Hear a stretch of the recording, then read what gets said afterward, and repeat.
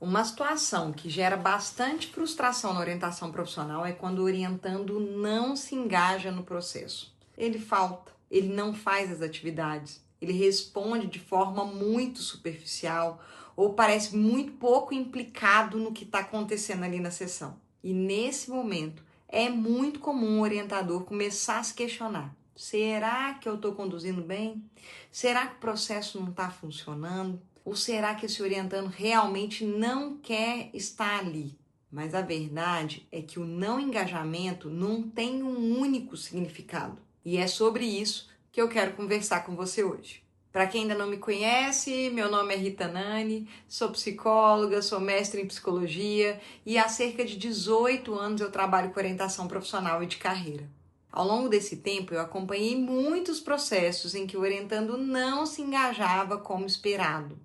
E uma coisa que a prática mostra é que antes de tentar corrigir esse comportamento, é fundamental entender o que está por trás dele, que o não engajamento também comunica. Então vamos lá para o nosso ponto 1. Nem todo não engajamento significa desinteresse. A primeira coisa importante é não reduzir o não engajamento à ideia de que o orientando não quer. Porque quando a gente faz essa leitura muito rápida, a gente corre o risco de perder o que realmente está acontecendo ali. O engajamento na orientação profissional não depende só de vontade. Ele também depende de repertório emocional, de habilidade de expressão, de segurança no vínculo e até de familiaridade com esse tipo de processo. Então, às vezes o orientando até quer participar, só que ele não sabe como. Não sabe como organizar o que sente, não sabe como responder as perguntas, não está acostumado a falar de si nesse nível de profundidade.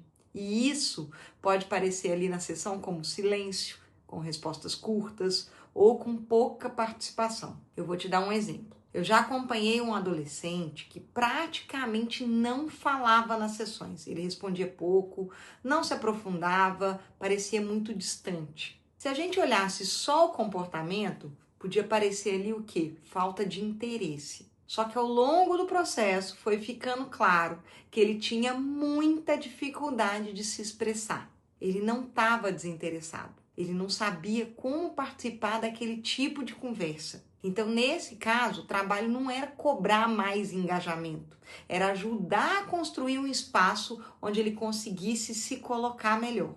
E vamos para o nosso ponto 2. O não engajamento pode estar ligado à resistência ao processo. Em alguns casos, o não engajamento aparece como ali uma forma de resistência.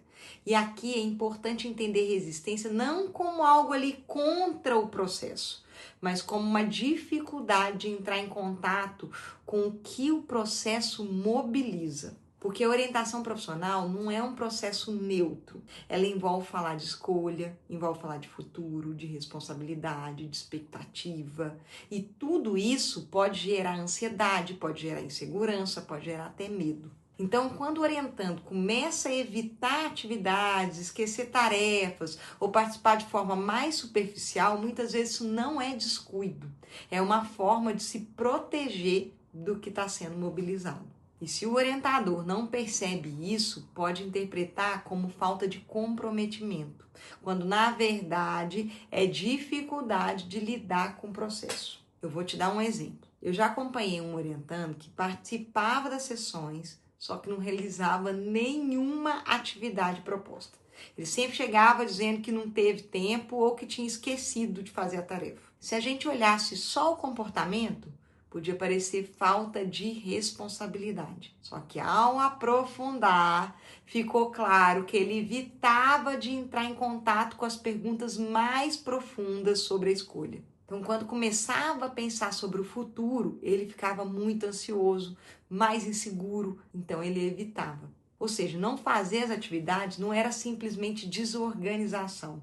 Era uma forma de não entrar em contato com aquilo que estava sendo mobilizado ali. E nesse caso, o trabalho não é só reforçar a tarefa, é compreender o que está sendo evitado e ajudar o orientando a se aproximar disso de forma mais tranquila possível. Se você trabalha ou tem interesse em trabalhar com orientação profissional, aproveita para se inscrever aqui no canal. Aqui no OPC em Foco, eu compartilho conteúdo sobre a prática clínica da orientação profissional e sobre os desafios reais que aparecem nas conduções dos processos. E vamos para o nosso ponto 3.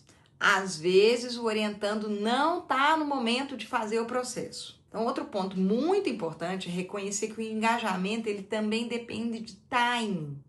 Nem sempre a pessoa que chega para a orientação profissional está de fato no momento de se implicar com o processo. E isso acaba acontecendo com mais frequência do que parece. A OPC, gente, exige uma disponibilidade interna, exige que a pessoa esteja disposta a refletir, a questionar, a olhar para si. E nem sempre isso está presente naquele momento.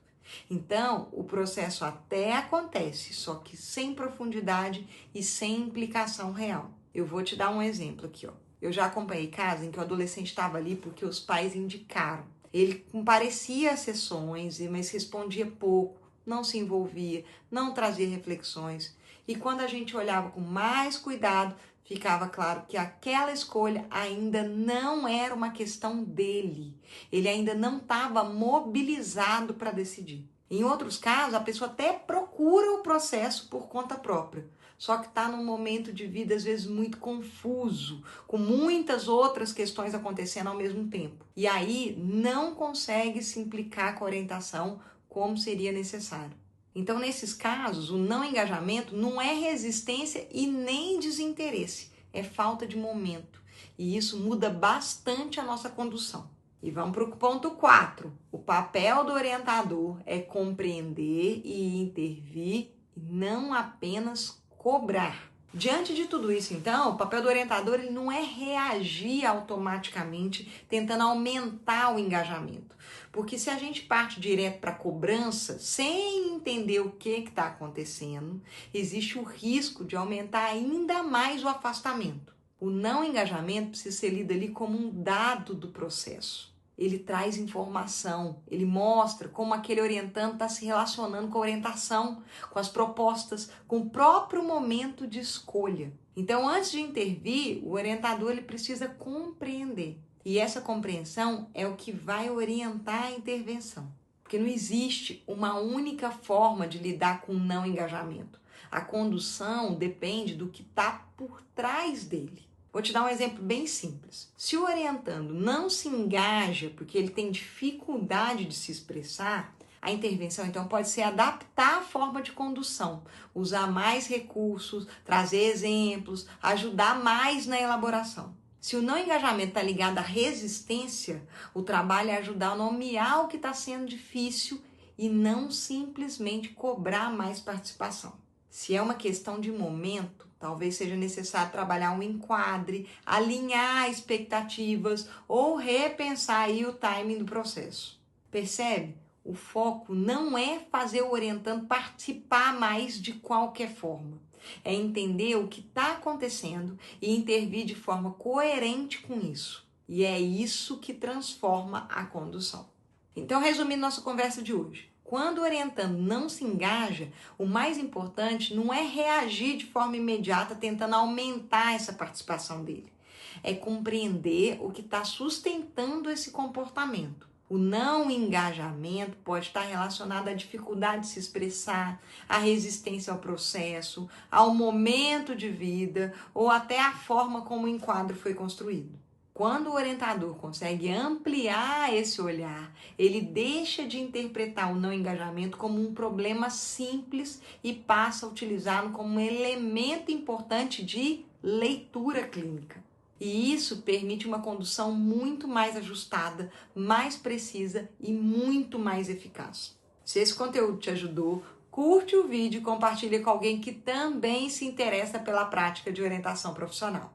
E se inscreve aqui no canal e ativa as notificações para acompanhar os próximos episódios do OPC em Foco, porque eu vou continuar trazendo conteúdo sobre técnicas, sobre condução de processos e sobre os desafios reais da orientação profissional na prática.